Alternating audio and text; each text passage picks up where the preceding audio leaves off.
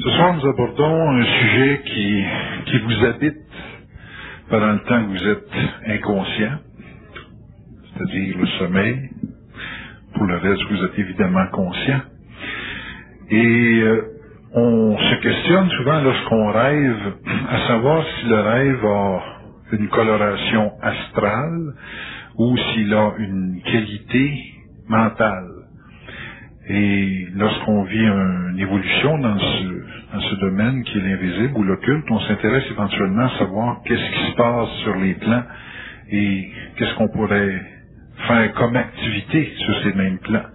Donc le rêve est un terrain souvent inconnu pour bien des gens qui semble avoir une influence majeure sur l'évolution de l'individu. Ce soir, nous recevons Bernard de Montréal pour nous entretenir sur ce sujet. Bernard.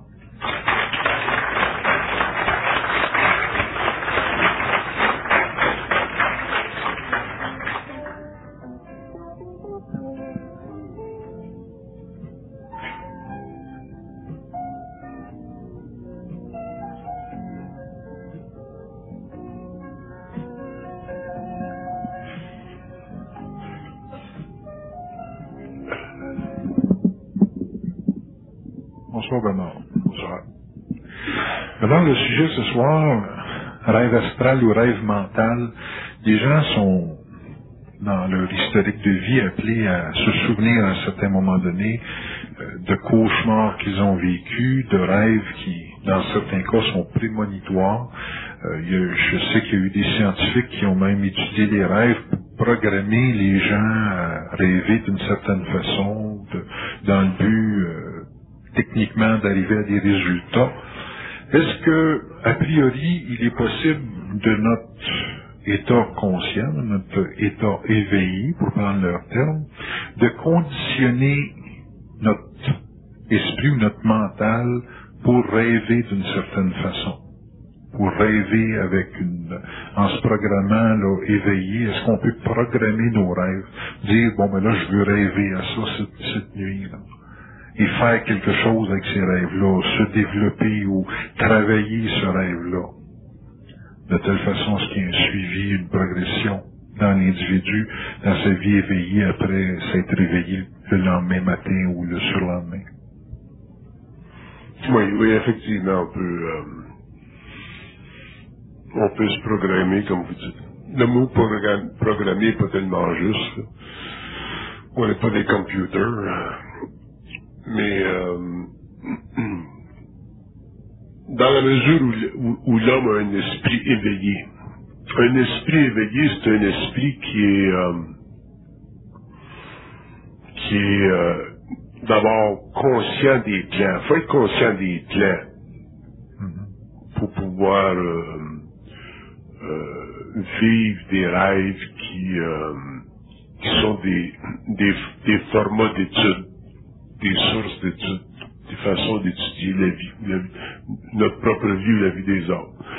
Si on n'est pas conscient des plans, à ce moment-là, c'est plus difficile parce que on est sujet à des courants de conscience astrale qui sont régis par le domaine astrologique de notre conscience.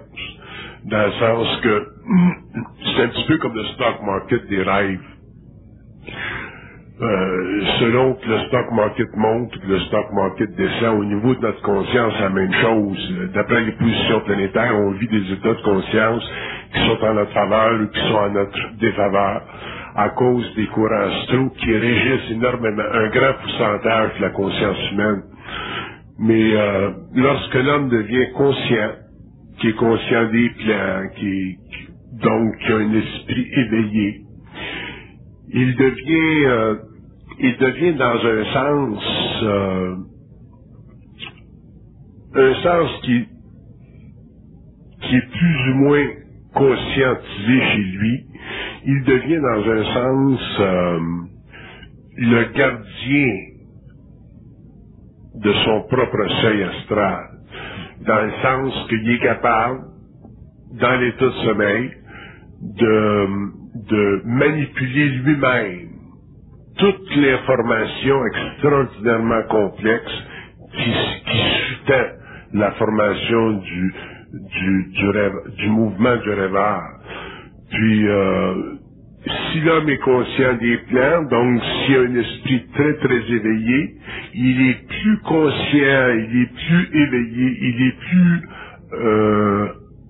en mesure de pouvoir, dans le rêve, donc lorsqu'il est au seuil de sa conscience occulte, de pouvoir travailler avec ces énergies-là et de les filtrer. Ce qui nous permet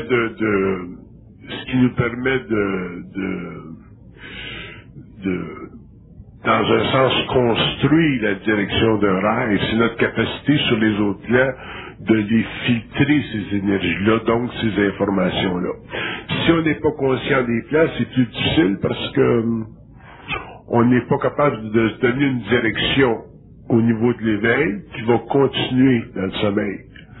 Pour que la direction continue dans le sommeil, il faut que l'homme ait une conscience des plans suffisamment avancée pour que son esprit demeure éveillé quand il va dans le sommeil. Même s'il dort, son esprit demeure éveillé. Et à ce moment-là, puis ça dépend des individus, puis plus l'être est conscient, plus il est capable de formuler dans le monde du rêve les paramètres de sa conscience, dans le sens qu'il est capable de formuler les besoins de sa conscience, il est capable d'établir sur ces plans-là des formats d'éveil internes, c'est-à-dire il est capable de créer des conditions, des limites sur le plan astral à l'intérieur desquelles il va travailler. Puis plus il est conscient, mais plus ces limites-là sont vastes, c'est ça qui donne éventuellement, qui amène l'homme éventuellement à pouvoir se déplacer en forme astrale. Puis ça va encore plus loin, ça va jusque sur le plan éthérique, ainsi de suite, ainsi de suite. Donc, pour répondre brièvement à votre question, là, pour que l'homme puisse travailler sur le plan du rêve, pour qu'il puisse utiliser son rêve, pour qu'il puisse aller chercher de l'information utile au niveau de sa vie de tous les jours, ou celle des autres, il faut qu'il ait conscience des plans. Bon, ça m'amène à poser la question, comment on arrive à être conscient des plans? Parce que là, quand on parle de plans, on parle de quelque chose qui n'est pas perceptible dans la vie de tous les jours. La conscience des plans est établie fondamentalement sur le principe de la reconnaissance de la part de l'ego, que la pensée vient d'ailleurs. À partir du moment où l'ego reconnaît que la pensée vient d'ailleurs, son esprit peut facilement se diriger ailleurs, peut facilement changer de plan.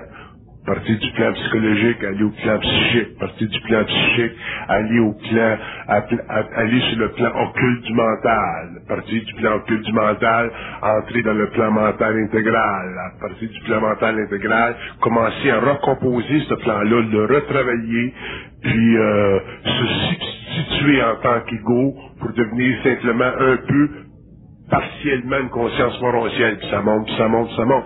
C'est un processus de définition, la conscience. C'est des couches d'énergie.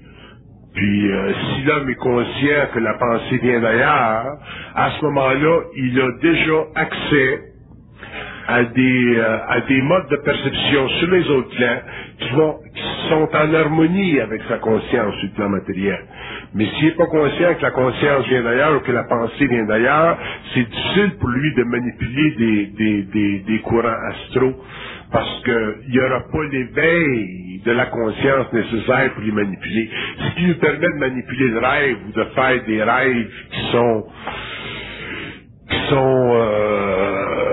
à la mesure de notre conscience ou de notre volition dans le rêve, c'est notre capacité d'être conscient de l'ailleurs.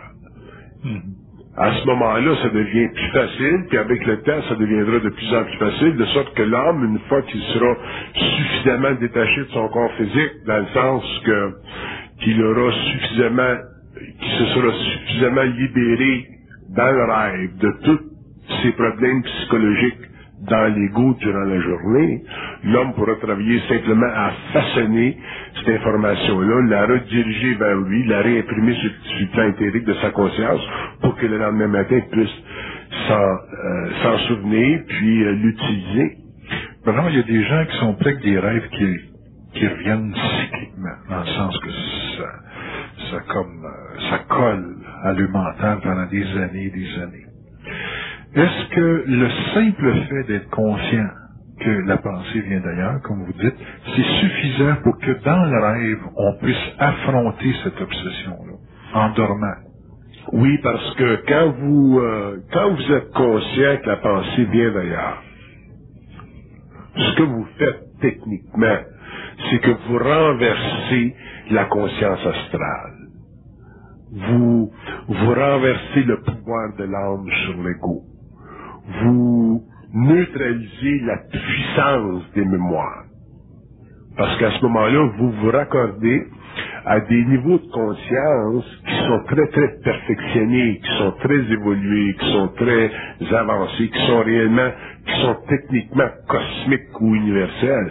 Et à ce moment-là, quand vous regardez votre rêve, vous faites l'expérience du rêve à travers cette nouvelle lumière-là, vous ne pouvez plus succomber aux effets astro ou aux courants astro qui font des rêves,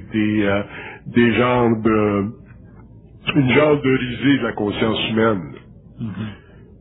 Mais pour ça, faut que l'homme traite avec la nature de sa conscience d'une façon nouvelle, créative, basée sur les nouvelles lois de l'évolution qu'on commence à découvrir depuis un certain nombre d'années, pour en arriver finalement à se dissocier complètement du pouvoir de l'âme sur sa conscience.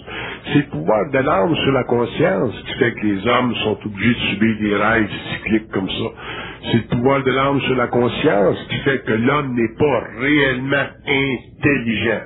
Intelligent voulant dire capable de manipuler, de traiter de ces informations-là à sa guise.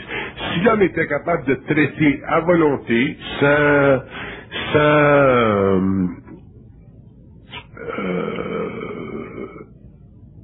devenir subjectif, sans devenir aucunement subjectif de ce qui se passe dans sa conscience, l'homme serait très très avancé en conscience.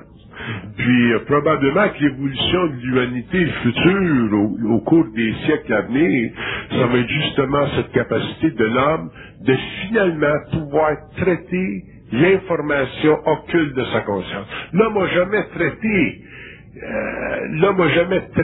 de l'information qui s'est produite dans sa conscience. Il l'a subi pendant des siècles et des siècles et des siècles. Aujourd'hui, il commence à la traiter. C'est un petit peu comme la différence entre nous autres aujourd'hui puis nous autres il y a 40, 50 ans. Il y a 50 ans, pourquoi est-ce qu'il y avait des phénomènes dans le monde comme Hitler? Pourquoi est-ce qu'il y avait des phénomènes dans le monde absolument abominables? Parce que l'homme, donc le journaliste, la presse, la télévision, les systèmes d'information n'étaient pas suffisamment évolués pour traiter l'information. Bon, aujourd'hui, on traite l'information. Quand il se produit des choses dans le monde, c'est traité, c'est étudié, ainsi de suite. C'est la même chose au niveau de la conscience humaine. Il va falloir qu'un jour, l'homme traite de l'information qui se passe dans son psyché. Ça, j'appelle ça l'évolution de la conscience supramentale. C'est un processus qui est relativement long, parce que c'est un processus qui est très profond. C'est un processus qui n'est pas nécessairement facile non plus, parce que l'homme doit se libérer de certains coefficients psychologiques pour réellement rentrer dans la perception occulte de son moi. C'est très vaste, le moi. Le moi, c'est pas simplement une composition psychologique qui est basée sur les mécanismes de réflexion, puis qui est basée sur l'accumulation des mémoires humaines. Le moi, ça va beaucoup plus loin que ça. Le moi, ça entre dans des territoires de conscience, de conversion d'énergie, de neutralisation instantanée de sa fonction psychologique, puis l'expansion instantanée de sa fonction occulte, universelle, normative. Donc le moi, c'est très, très occulte. Par contre, ça se comprend. Ça se comprend à partir du moment où l'homme entreprendra finalement de traiter de son information au lieu de la subir. Alors, si l'homme traite son information, puis il sait traiter de son information, puis qu'on a des lois, on commence à avoir les mécanismes pour traiter cette information-là, en tout cas au Québec, à ce moment-là, l'homme va pouvoir commencer à entrer en conscience sur ces plans-là, puis éventuellement passer d'une conscience purement astrale, passer à une conscience morontielle, et ainsi de suite. On va parler de traitement d'information. Dans une information, il y a un concept, il y a une idée. Et quand on a suivi un peu votre instruction, on sait aussi que l'information véhicule à certains moments donnés une vibration. Quand vous parlez de traiter de l'information, est-ce que vous semblez combiner le traitement conceptuel ou idéologique avec la vibration ou c'est strictement au niveau de la vibration? Non. Traiter de l'information, ça veut dire être totalement vibratoire. Un homme qui traite de l'information sur le plan vibratoire, il est totalement non touché par les courants astro de cette information-là. Puis, alors, c'est comme faire une étude en laboratoire. Si vous faites une étude en laboratoire de quelque chose, d'un microbe, il faut que l'environnement soit propre. Si l'environnement n'est pas propre, les évidences, les matériaux que vous allez utiliser pour traiter de l'information vont être contaminés. Et la seule façon pour que l'homme puisse traiter de l'information psychique, il faut qu'il soit totalement non contaminé. Pour ça, il faut qu'il ait une conscience vibratoire. Là, vous allez dire, mais c'est quoi une conscience vibratoire? C'est difficile de sentir ou à mesurer une conscience vibratoire. Mais techniquement, une conscience vibratoire, c'est une conscience humaine qui n'est pas affligée émotivement par le contenu psychologique du moi. Donc, une conscience vibratoire, c'est une conscience où les attributs de l'ego, les attributs du moi, quelles que soient les conditions de ces attributs-là, n'affligent pas l'homme en tant qu'être planétaire, matériel, incarné. Ce qui veut dire que l'homme est émotivement totalement détaché de l'information qui se passe dans son cerveau. Si vous ne faites pas ça, vous tombez automatiquement sur les lois astrales, ce qui était le cas de l'évolution, que j'appelle aujourd'hui la pollution du mental de l'homme. Okay. Et les lois de pollution sont très vastes, très graves, sont fondamentales chez l'homme. Si vous me demandiez, bon, quelle est la définition, qu'est-ce que c'est la meilleure définition qu'on peut donner à l'homme? Je vous donnerai une définition qui serait très très différente de celle de Descartes. Je dirais que l'homme, c'est un être, l'homme de l'évolution, c'est un être qui a un mental pollué.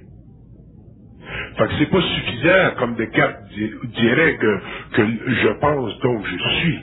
Parce que si je pense de la pollution, je suis de la pollution. Ouais. Donc ça t'amène pas nulle part. Ça te garde toujours dans des conditions inférieures de conscience. Donc, dans l'évolution, l'homme, on va être obligé de réaliser que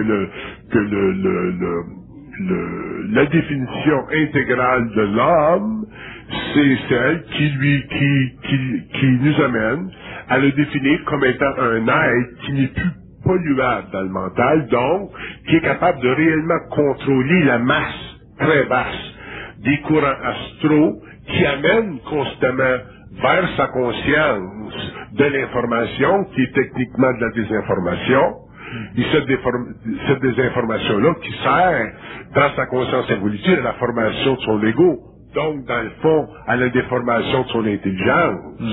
Donc il va falloir au cours de l'évolution qu'on redéfinisse l'homme et qu'on regarde l'homme non pas nécessairement en tant qu'être qui réfléchit les égrégores astraux de sa conscience pour avoir accès à une pensée subjective, mais qui est capable de demeurer neutre émotivement par rapport à leur bombardement.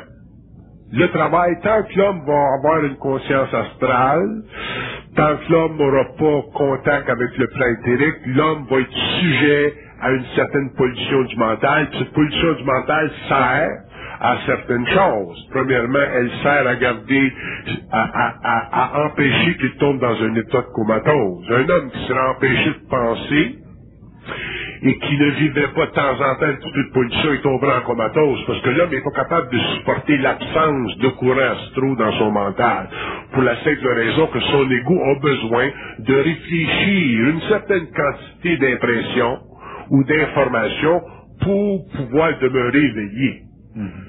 Puis, mais avec l'évolution, l'homme va pouvoir de plus en plus longuement demeurer dans une état de suspension, ne pas être bombardé par des facteurs d'information qui sont astraux, parce qu'il va avoir été de plus en plus habitué à vivre dans une atmosphère de non-pollution, où à ce moment-là, le seul courant d'énergie qui se passe entre lui et les plans subtils, c'est un courant d'énergie de conscience mentale intégrale, c'est-à-dire que c'est de la communication avec les circuits universels. Mais avant que l'homme puisse communiquer avec les circuits universels, il faut qu'il puisse graduellement se défaire de cette pollution-là, qui constitue la totalité de son moi, qui est à la base de sa souffrance sur la Terre, et qui est responsable aussi pour la diminution de son intelligence.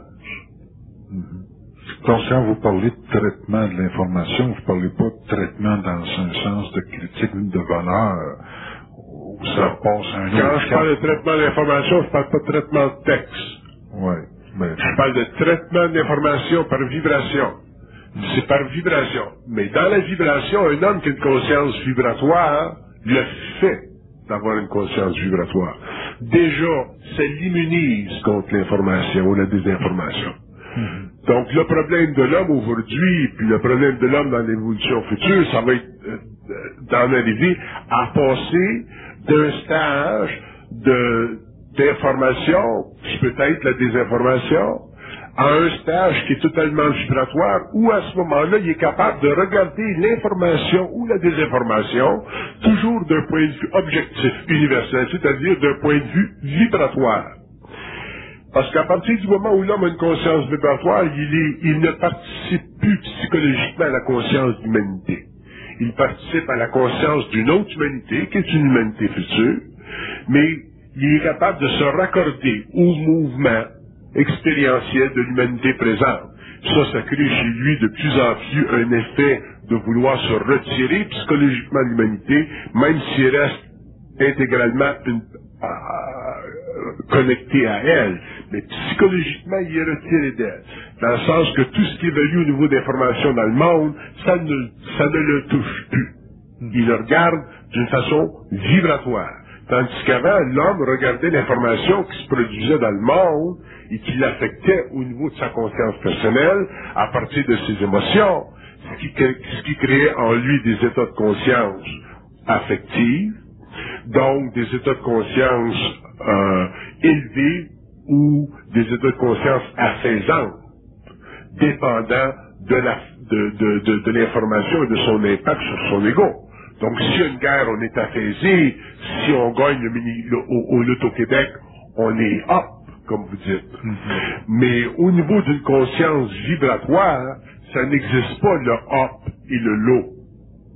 Donc, qu'il y ait une guerre, ça ne te dérange pas. Que tu gagnes au mini-loto, ça ne te dérange pas.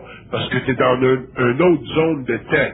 Tu ne travailles plus avec l'information de façon astrale, tu travailles avec l'information de façon mentale, c'est-à-dire de façon intelligente. Et pour traiter de l'information de façon intelligente, il ne faut pas que l'homme puisse émotiver cette énergie-là, émotiver cette information-là, donc l'astraliser. À ce moment-là, il en est libre et il devient conscient à un autre niveau, et là, il peut passer à des étapes de conversion très, très, très, très subtiles de l'énergie pour éventuellement en arriver à contrôler l'énergie, la faire descendre sur le plan matériel, puis l'utiliser pour la formation de sa propre vie, le développement de sa propre vie, ou ultimement le développement d'une nouvelle civilisation. La conscience vibratoire, Bernard, ça revient souvent dans vos conférences. Et pour y arriver à cette conscience vibratoire, il faut affronter dans la vie tout ce qui nous fait vivre des chocs au niveau émotionnel. Pour développer la conscience vibratoire, il faut en arriver à comprendre que tout ce qu'on vit en tant que choc, ou tout ce qu'on vit en tant que souffrance, ou tout ce qu'on vit en tant qu'information, c'est de la désinformation. Tout est désinformation.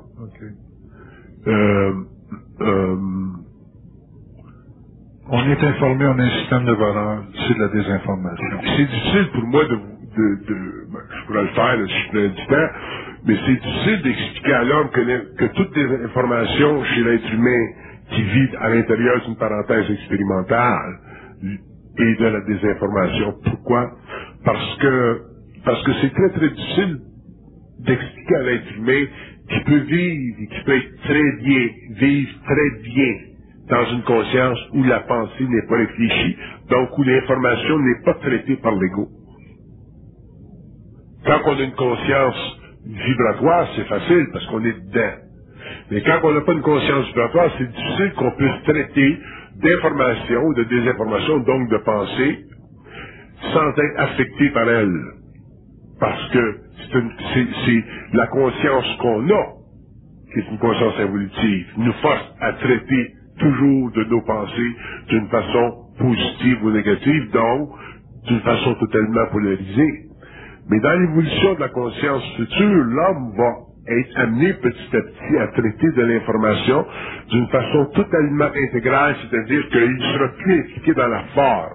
Donc à ce moment-là, qu'il y ait choc, qu'il y ait pas choc, qu'il y ait des informations, parce qu'il y a toujours des informations, l'homme ne sera plus affecté par les courants astraux de sa conscience. Donc à ce moment-là, il va être obligé de traiter au niveau de sa conscience, à partir de niveaux qui sont réellement très, très, très subtils. C'est là que l'homme va prendre ce que j'appelle le contrôle de son énergie. Le contrôle de son énergie, le faire descendre sur le plan matériel et évoluer avec cette énergie-là et faire évoluer les formes dont il aura besoin pour s'exécuter en tant qu'être créatif. Vous dites qu'on est continuellement désinformé. La proportion de réalité ou de réalisme qu'on peut avoir dans notre vie, c'est quoi? Nul. Oui. Donc, c'est paniquant de savoir que tout est une désinformation. C'est paniquant parce que vous traitez l'information d'une façon émotive. Ouais. Je viens de vous dire tout à l'heure, vous ne pouvez pas traiter l'information de façon émotive. Si vous traitez de l'information de façon émotive, automatiquement, ça devient paniquant. Si vous ne traitez pas de l'information de façon émotive, à ce moment-là, c'est plus paniquant. Ça fait simplement partie des lois occultes du mensonge cosmique sur la Terre. Ça fait partie des lois de l'évolution de la conscience humaine. C'est de même. La raison pour laquelle ça nous met dans un état de panique, c'est parce qu'on était habitué pendant des millénaires à penser qu'on pensait. Puis on a développé la pensée à un niveau tellement raffiné aujourd'hui, tellement sophistiqué, qu'on a de la difficulté en tant qu'être de se dissocier de l'importance de la pensée en ce qui concerne la conservation de notre moi. Mais, je vous dis que ça, c'est simplement une illusion. Ça fait encore partie des barrières psychologiques de l'ego. L'homme va aller plus loin dans l'évolution de sa conscience. C'est un petit peu comme si on regarde l'évolution de la science depuis 100 ans, où est-ce qu'on est rendu puis ce qu'on faisait à la hausse des chevaux.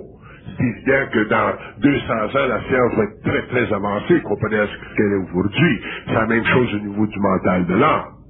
On rentre dans la science du mental. Donc, automatiquement, ce que l'homme va comprendre du mental au cours de l'évolution, ça va être très, très avancé en relation ou en contradistinction avec ce qu'il comprend du mental aujourd'hui.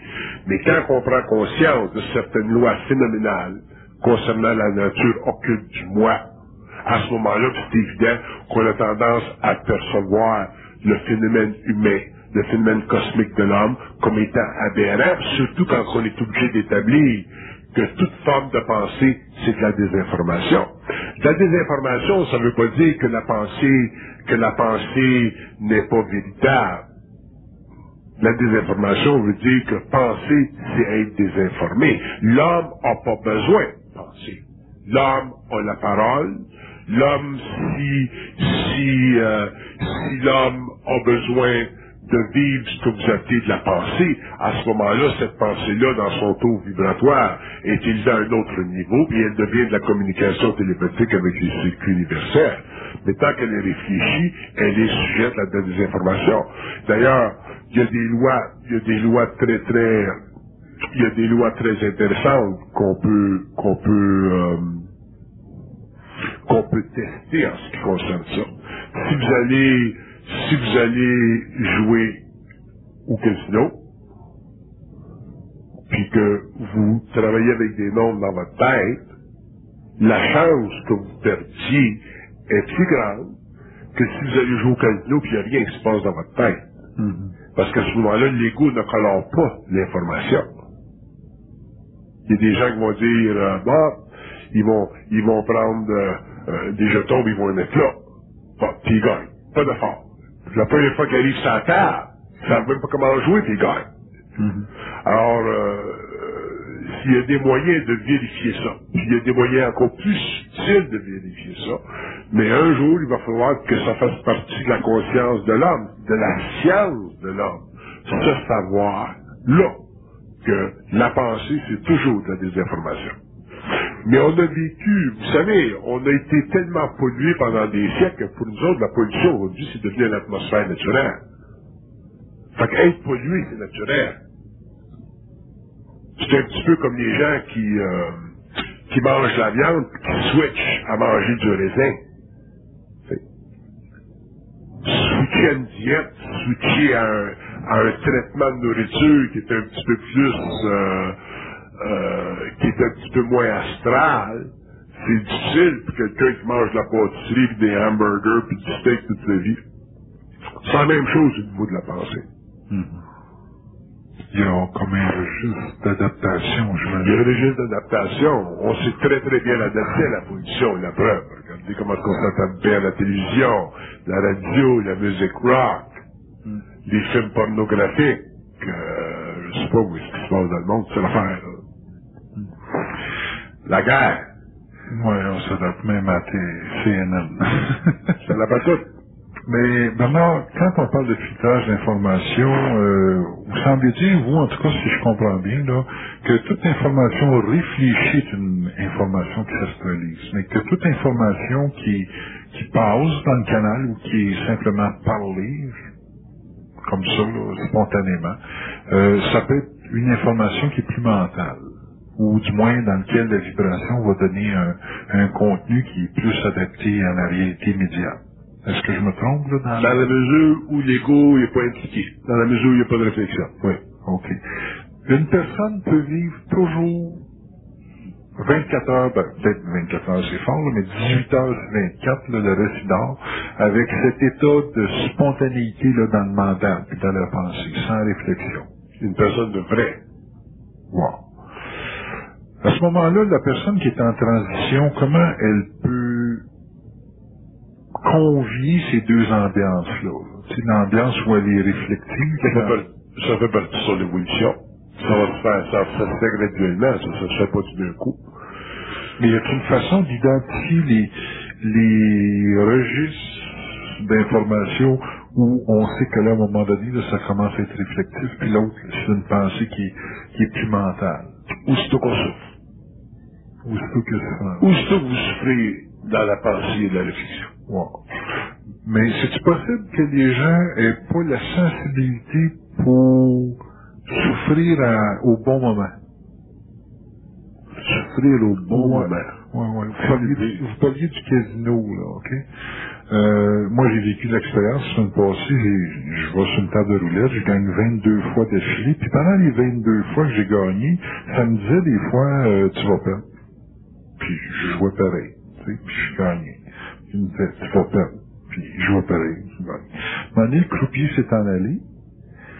Puis là, ça a quasiment crié dans ma tête, votant de l'autre. L'autre croupier vote, fait perdre. Mais là, ça faisait à peu près 8 ou 10 informations à l'envers que j'avais. Fait que je dis, je vais rester.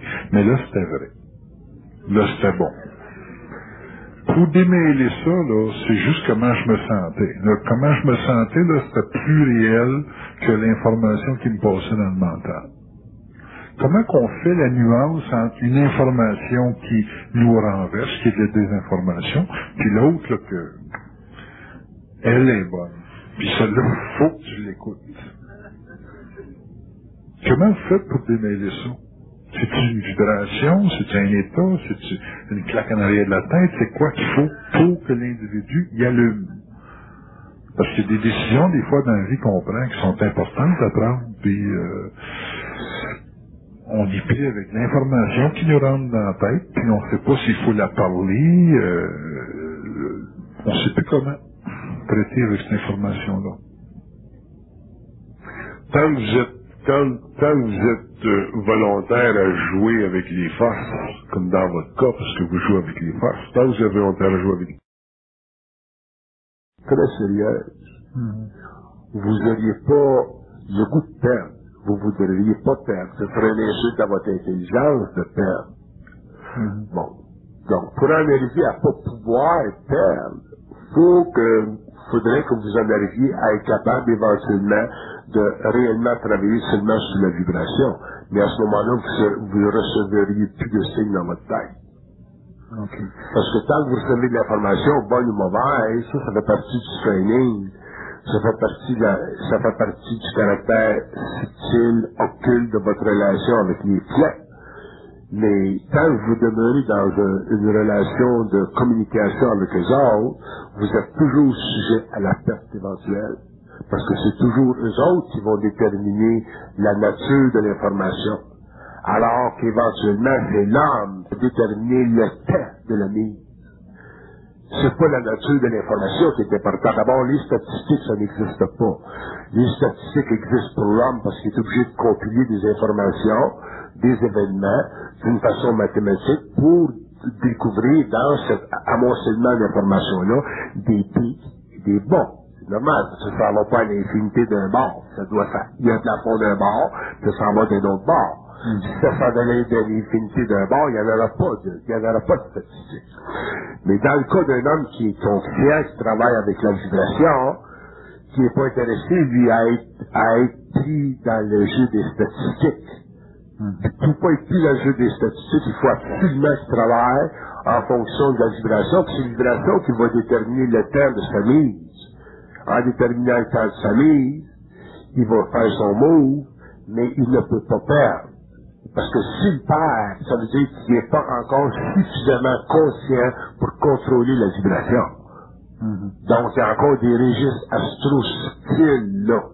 C'est comme ça qu'il est traité, puis qui est traité, puis qui est traité dans ces énergies jusqu'à temps qu'un jour, l'homme a le pouvoir sur la matière. C'est la désastralisation de la finance. Mais ça fait partie de l'évolution de l'homme. Ça, c'est long. OK. Donc, si je comprends bien, dans le traitement de l'information, quand il y a de l'espace pour jouer avec la pensée, il y a une place, en quelque part, pour vivre une astralisation. C'est ça. Une désinformation. Oui. Donc, on est désinformé parce qu'on crée une ouverture. Vous êtes désinformé parce que vous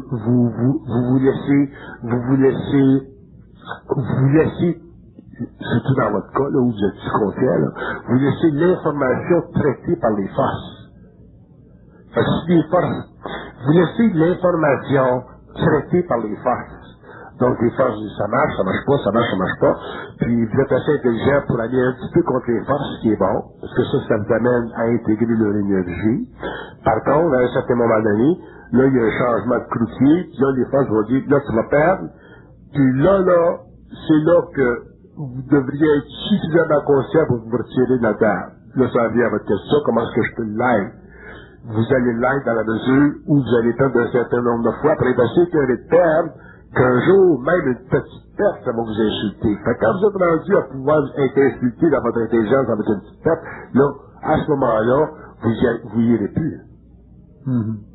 Ou si vous y allez, vous allez y aller pour ne pas perdre. Puis même là, à l'intérieur de ça, les conditions vont changer. Dans le sens que vous pourrez pas jouer 10, 15, 16, 17 fois sur une table. Vous allez jouer une fois, une shot, un mouvement, bonjour, vous en allez. Parce que ça fait partie de l'évolution de la conscience mentale par rapport au courant astro de la finance sur le plan matériel.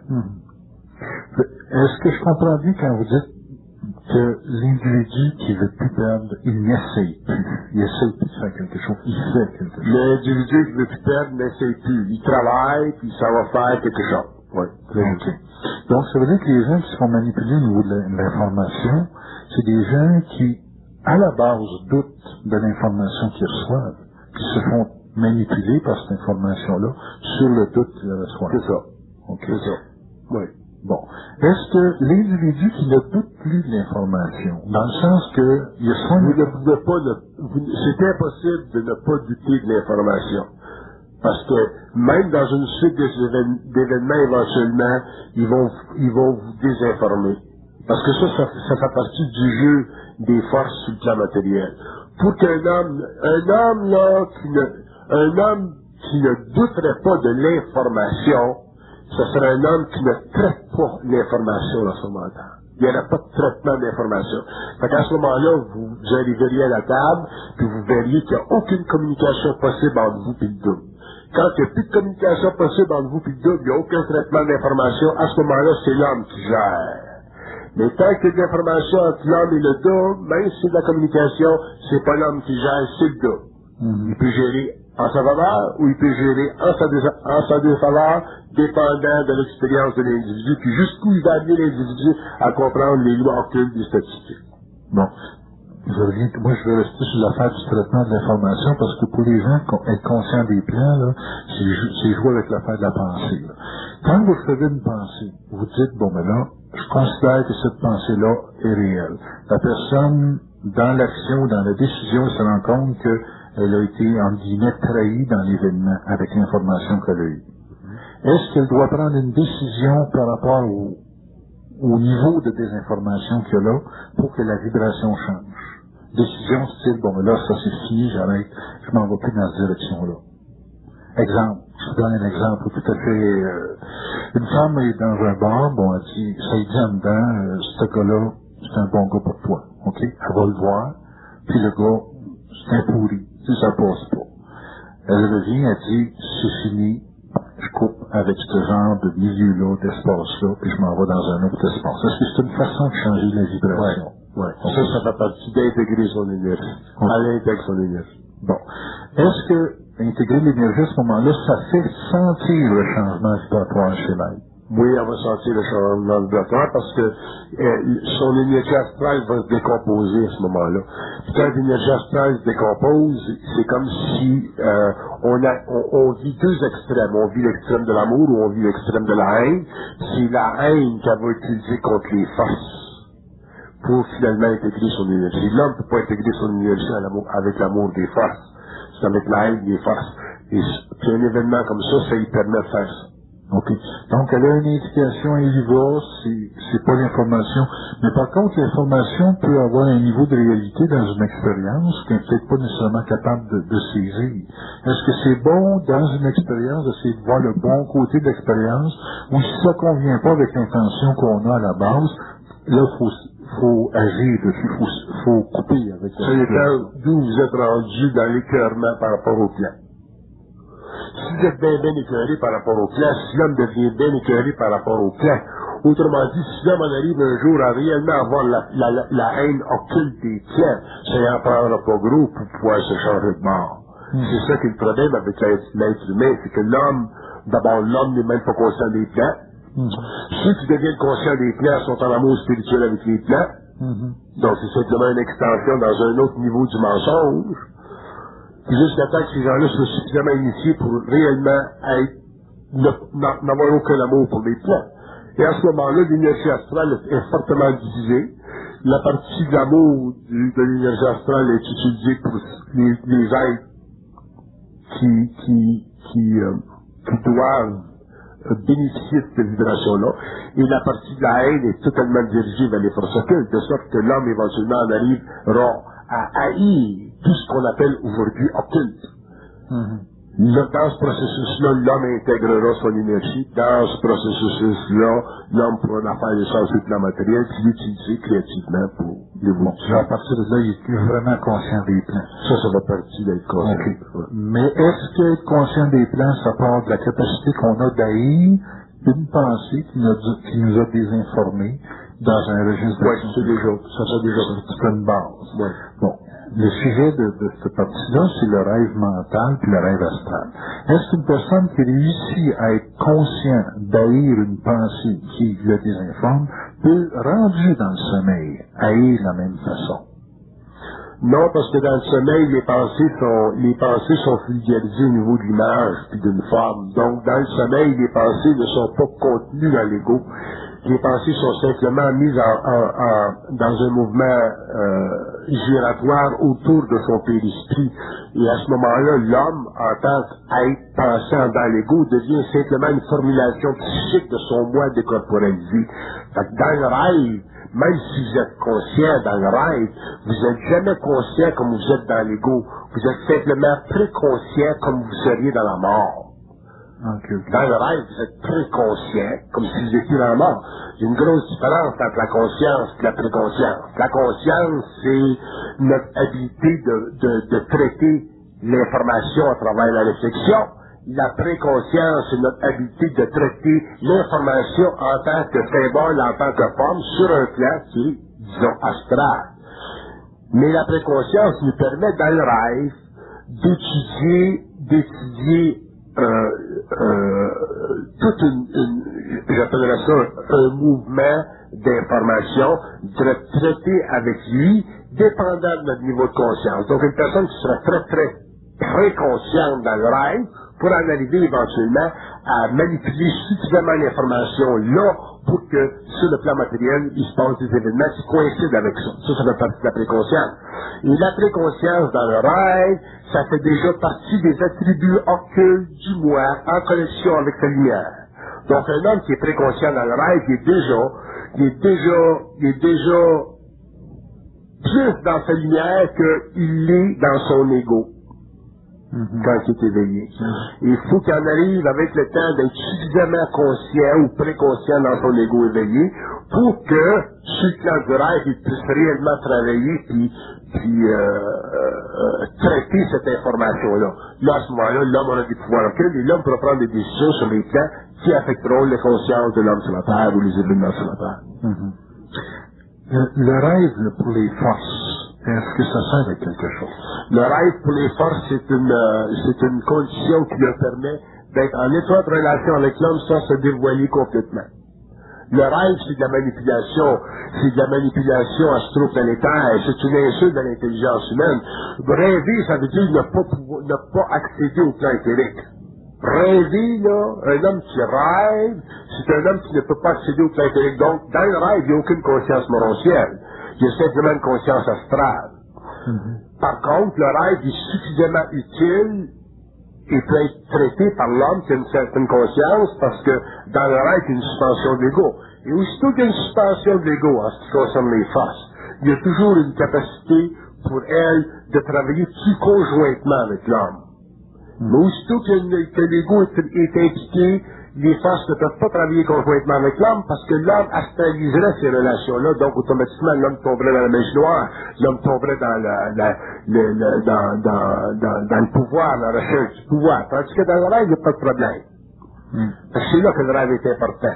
Mais de l'autre côté, le rêve, ultimement, c'est encore une continuité sur le plan astral. C'est encore une continuité des games qui sont joués entre l'homme et l'invisible, et joué par l'invisible. Puis un jour, il va venir un point où l'homme va avoir un ras-le-bol de rêver. Puis à ce moment-là, il va passer du plan astral du rêve au plan morontiel de la conscience, de la préconscience. Puis à ce moment-là, quand l'homme va passer sur le plan morontiel de la préconscience, l'homme va devenir sur la Terre un adepte solaire. L'homme va prendre des décisions là qui vont affecter le monde, qui vont affecter la politique dans le monde, qui vont affecter des mouvements dans le monde. Et c'est comme ça qu'il s'établira sur la Terre ce que j'appelle une régence planétaire, pour qu'éventuellement les affaires de l'homme, des hommes, sur la Terre, puissent être remis dans un ordre cosmique en évolution. Un rêve prémonitoire, pour vous, là, ça représente quoi? C'est un pouvoir que l'individu a acquis ou... Non, un rêve prémonitoire, c'est simplement un constat qui est fait dans la conscience de l'ego, en suspension astrale, parce que il y a une certaine sensibilité qui lui permet de traiter de l'information d'une certaine façon. C'est ça un rêve prémonitoire. D'ailleurs, les gens ont tous des rêves prémonitoires. Par contre, les gens n'ont pas tous la même capacité de traiter de l'information. Il y a des gens qui ont une grande capacité de la traiter, il y a des gens qui ont moins grande capacité de la traiter, mais tous les hommes ont accès à des rêves prémonitoires. Mais il s'agit de la traiter, l'information. Puis pour la traiter, il faut être conscient. Donc, il faut avoir altéré suffisamment le coefficient psychique de l'ego pour que quand l'homme vit le rêve, il s'imprime dans le corps éthérique, qui est la matrice psychique de son moi matérialisé, pour pouvoir finalement l'utiliser sur le plan matériel, faire quelque chose avec. Faire une étude avec. Est-ce qu'une étude, ça amène à une décision? Une étude, ça amène à une prise de conscience. La prise de conscience, éventuellement, peut amener à la décision, dépendant du stress psychique qui est imposé contre l'homme. Parce que l'homme ne prend pas de décision, même l'homme conscient ne prend pas de décision tant qu'il n'est pas mis contre les murs. On dirait qu'on prend des décisions quand on vit un stress. Puis, mais c'est plus facile pour un être conscient de prendre une décision quand c'est en stress qu'un être inconscient, parce que ça lui prend moins de stress pour prendre une décision qu'un être inconscient. Un être inconscient, ça lui prend toute une guerre pour prendre une décision. Parce qu'un inconscient, ça fait une petite bataille. Qu'est-ce qui fait ça, cette différence? La haine des forces. C'est la haine de la pensée que les La haine des forces, ça veut dire la haine de l'invisible. À tous les niveaux. À tous les niveaux. Si vous savez ce que je veux dire, à tous les niveaux. On aimerait ça savoir ce que ça veut dire. Tous les niveaux. C'est à tous les niveaux, là, vraiment. Tous les niveaux. Tous les niveaux. Tous les niveaux, ça veut dire la moindre pensée qui fait partie de la conscience humaine est totalement rejetée. Dans le néant absolu de l'énergie. Ça inclut bien les choses. Ça inclut tout. Ouais. Un homme conscient n'est pas capable. Un homme conscient n'est pas capable de traiter de la pensée comme un homme inconscient. Pour lui, la pensée, c'est une abomination, c'est un contrôle. La pensée, c'est un contrôle. Et l'homme a été tellement contrôlé, donc il était tellement pollué qu'il est habitué à être contrôlé. L'homme, c'est un esclave. L'homme, c'est un mort vivant, donc, comme il est ça, cela, il n'est pas capable d'intégrer son énergie, donc il n'est pas capable de descendre sur le plan matériel, le pouvoir de sa propre lumière pour se guérir, pour guérir les âmes, il n'est pas capable, parce qu'il est totalement stressé. Puis on a fait de la pensée jusqu'au 20e siècle, on a fait de la pensée la grande barrière qui disait le royaume de l'homme du royaume animal. Et quand Descartes dit je pense donc je suis, tout le monde part avec ça. Je pense donc je suis. Mais comment un être humain peut vivre dans un environnement où ça pense en quantité industrielle et puis où il y a eu tout ce qui se pense? C'est de convenir avec l'environnement qui vient difficile à ce moment-là. Est-ce que ça suppose qu'il faut s'isoler intégralement ou ne pas côtoyer finalement les gens qui pensent? Ce qui arrive, c'est que quand l'homme aura une conscience vibratoire, à ce moment-là, c'est évident que son évaluation de la vie, son évaluation des systèmes de vie, son évaluation des idéologies, son évaluation des valeurs, son évaluation de ce qu'on appelle l'existence, où tout le mouvement expérientiel de la conscience planétaire va être très différent de celle de l'homme inconscient. Et à ce moment-là, il va prendre des décisions par rapport à lui-même seul. Puis, mais il sera capable de supporter ces mouvements-là. En les supportant, parce qu'il aura intégré sa propre énergie, lui, il ira plus loin dans tout le développement de sa conscience, de sa préconscience, et ainsi de suite. Et l'homme, éventuellement, l'homme n'appartiendra plus à la 5e race racine, c'est évident. Donc, la 5e race racine continuera son évolution, puis l'homme participera à une autre évolution. Ça fait partie du caractère unique de sa conscience moroncière. On peut pas regarder où étudier l'homme en évolution qui est très rapide maintenant, par rapport à des facteurs psychologiques qui ont défini sa conscience évolutive. L'homme nouveau, c'est un homme nouveau. Il est réellement neuf.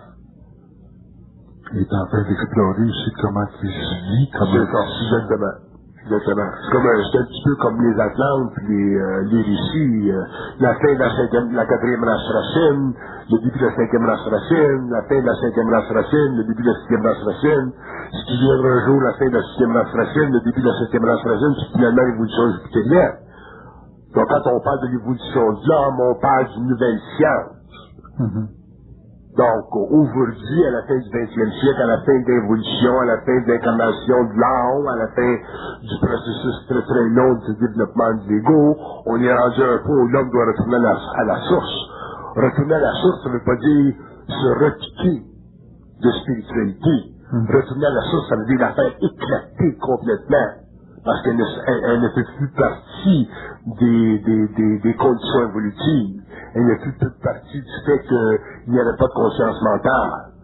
Pendant l'évolution, la spiritualité est nécessaire, parce que l'homme était naïf, l'homme n'était pas mentalement suffisamment stimulé par l'énergie pour pouvoir comprendre les mystères par lui-même. Il est obligé de se faire expliquer les mystères par d'autres personnes ou par d'autres situations ou par d'autres institutions. Mais dans l'évolution, c'est l'homme lui-même qui va étudier les mystères en les autres. S'il décide d'en parler, il va en parler. S'il décide de ne pas en parler, il n'en parlera pas. Ça dépendra des conséquences de ce qui sera. Autrement dit, dans les consciences évolutives, les religions, l'institution l'institutionnalisation de l'individu, ce serait totalement non existant. Ça fait partie des besoins de la 5e race évolutive.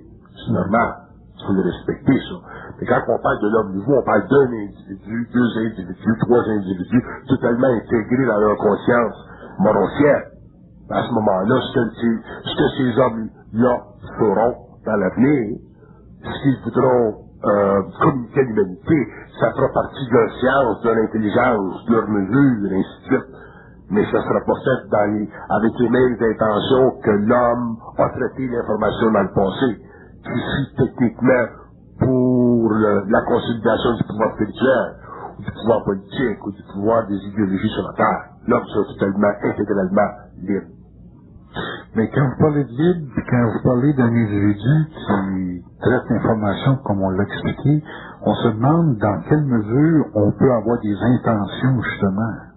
On est dans une société où le fait de penser, ça nous fait vouloir dans 2 ans telle chose, dans 10 ans telle chose, tandis que de la façon dont vous parlez, l'individu n'a pas de but, n'a pas de projet. C'est de l'information qu'il reçoit, puis c'est la vibration qui, dans ce moment-là, doit s'exécuter d'une telle ou telle façon.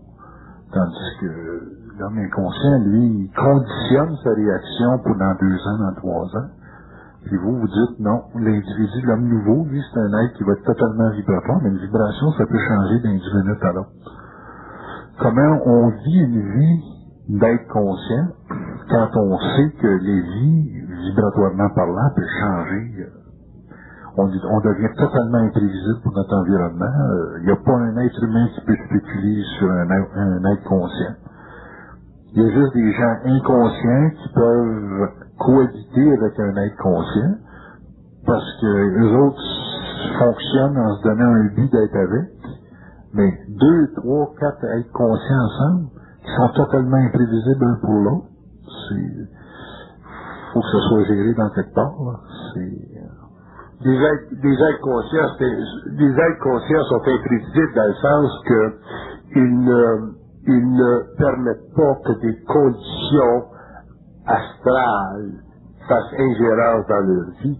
C'est ça qui fait que des êtres conscients sont imprévisibles.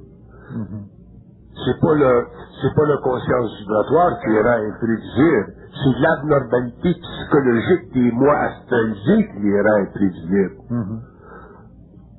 Donc, plus il y aura d'êtres conscients, comme vous dites, imprévisibles, plus ces êtres-là, entre eux, seront très, très prévisibles. Un être conscient, par rapport à un être conscient, c'est très prévisible.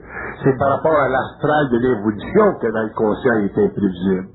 Parce qu'il est plus intéressé à se laisser manipuler par des forces extérieures à lui-même. Mais un être conscient, en relation avec un être conscient, devient très, très prévisible. Il est très prévisible. D'ailleurs, il est encore plus prévisible que l'être inconscient peut l'être par rapport à l'être inconscient.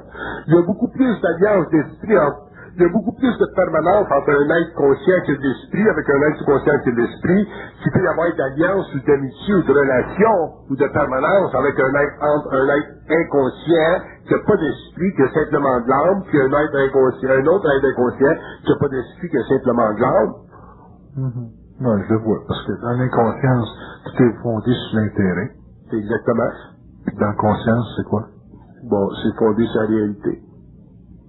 La réalité des 2 êtres en la réalité de leur conscience. La lumière de leur conscience. L'intelligence de leur conscience. Donc, le concept de l'imprévisibilité de l'être conscient, c'est un concept qui vient de la perception de l'être inconscient par rapport à des êtres qui sont plus évolués, qui connaissent plus les lois astrales, qui sont capables de les détecter et de les voir. Tu dis, bon, mais là, c'est assez, ça. Je mets ça de côté, puis je m'en vais par là. Ça fait partie de l'universalité de la conscience, ça fait partie du caractère unique de l'homme conscient, ça fait partie du fait qu'il n'est pas astralisable. Ok. À ce moment-là, son côté imprévisible vient du fait qu'il est libre. Il vient du fait qu'il est libre, puis il vient du fait qu'il voit facilement l'astral chez l'homme inconscient. Ok. Donc, un être qui est libre dans la pensée, c'est un être qui est imprévisible. Vous êtes libre dans le mental. Vous êtes vraiment libre dans la pensée. Vous pouvez être libre dans le mental. J'ai pas d'objection à ce que l'homme pense. Mais j'ai objection à ce que l'homme soit pas libre dans le mental. Je m'attends pas à ce que les hommes dans l'évolution future puissent être dans un état de fusion suffisamment avancé pour pouvoir ne pas penser. Fait que l'homme pense, c'est pas un problème. Du moment qu'il est libre dans le mental. Si l'homme est libre dans le mental, à ce moment-là, il va pouvoir regarder sa pensée, l'évaluer d'une façon intelligente. S'il n'est pas libre dans le mental, il ne peut pas le faire. Puis au fur et à mesure que l'homme va rentrer en conscience vibratoire, à ce moment-là, il n'y aura plus besoin de la pensée. Tout ce qui vivra, ce sera de la communication avec les circuits universels. À ce moment-là, l'homme sera totalement libre dans le mental et à la fois dans la pensée. Quand on parle de pensée, on parle à un certain niveau d'espèce de pensée magnifiée, là, comme avoir un rêve dans la vie. Les gens disent, bon ben moi, mon grand rêve dans la vie, c'est d'atteindre telle chose, telle chose. Est-ce qu'un être conscient a un rêve comme ça? Est-ce qu'il a comme une perception de lui-même dans un futur quelconque? Non. Non. Non, parce qu'avoir un rêve, c'est une projection de l'ego, c'est une projection de soi. Tandis qu'un être conscient, surtout sur une planète comme la nôtre, là, un être conscient, tout ce qu'il veut, c'est la paix, je suppose. La paix. La paix à sa mesure, la paix pour lui-même, la paix à sa mesure. C'est pas un rêve, c'est un besoin. C'est un besoin, ouais. OK. Est-ce qu'un être conscient est médium de sa vie? Dans le sens que c'est peut-être pas un rêve qu'il a de son avenir, mais c'est une conscience d'un devenir qu'il peut avoir. Il peut être médium de sa vie au début, mais plus il va avancer en conscience, moins il va vouloir l'être. Parce que c'est une manipulation encore? Parce que c'est comme si, à un certain moment donné, il va voir trop, puis il va vouloir se protéger contre ce qu'il voit. Donc, il voudra pas voir. Parce qu'au début, il n'est pas dessus, il va voir. Parce qu'encore, il n'est pas dessus. Les causes sont pas ajustées. Et une fois qu'il était très très habitué, là, qu'il peut regarder n'importe quoi puis voir, à ce moment-là, il ne veut plus voir. Il descend les blindes, là, volontairement, il ne veut plus voir, pour se protéger. C'est pas, la voyance, c'est bien le fun quand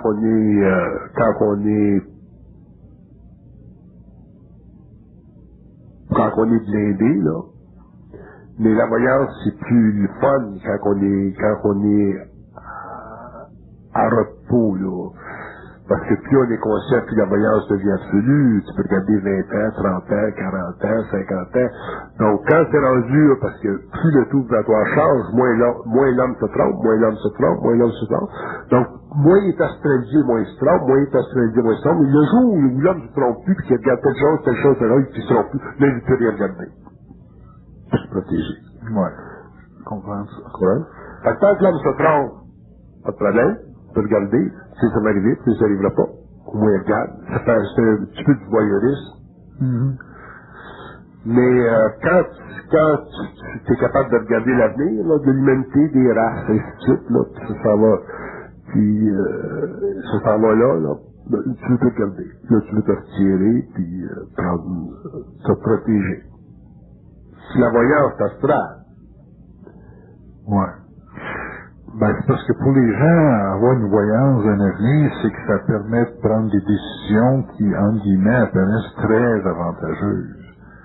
C'est pour un individu qui est conscient, c'est peut-être pas perçu de la même façon. Et souvent, les gens voudraient avoir un avance sur leur avenir, tu sais, pour dire, ben, je veux prendre les bonnes décisions. La vie, ça marche pas de même. Non, je sais, c'est une illusion, mais réaliser son rêve, souvent, si on aurait l'impression que les gens pourraient nous donner une recette pour réaliser un rêve. Réaliser un rêve, c'est d'arriver à vivre le karma de ce rêve-là. Si tu veux réaliser le rêve de marier la belle grande fille, tu veux réaliser le rêve de marier le beau grand garçon, ou tu veux réaliser le rêve de devenir médecin, mais rattaché à ça, il y a un karma, il y a des choses, il y a des lois de conséquences là-dedans, tu sais. Fait que, le conscient, lui, il voit tout ça. Ben, il n'est pas intéressé, lui, à vivre karmiquement sur le plan matériel. Ok, fait que l'individu conscient, il n'est pas intéressé à voir des choses qui lui donneraient un avantage, ou un désavantage potentiel avec le karma qui se rattache. C'est ça que vous dites. L'individu conscient n'est pas intéressé à vivre karmiquement sur le plan matériel. Il s'attache à rien. De la façon que vous parlez, il s'attache à rien. C'est comme s'il habite tout, mais il n'y a rien qui appartient, là, dans le sens. Ouais, il est réellement libre. Ouais. Cette liberté-là, elle est garantie par quoi? Elle est garantie par sa capacité de ne pas souffrir.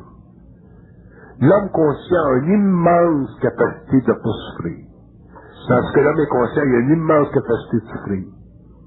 Ok, c'est vraiment ce qui différencie. Ah, ben, c'est tout ça. Ouais. C'est tout ça. C'est tout ça. C'est valable. Ah, c'est très valable. Mais l'homme inconscient peut faire toutes sortes de choses au profit de l'expérience, au profit d'une projection, au profit d'une ambition, ainsi de suite, au niveau de l'ego, au niveau de l'âme. Ça fait partie de l'âme. Tandis que l'homme conscient, il est là. On vit maintenant, on vit dans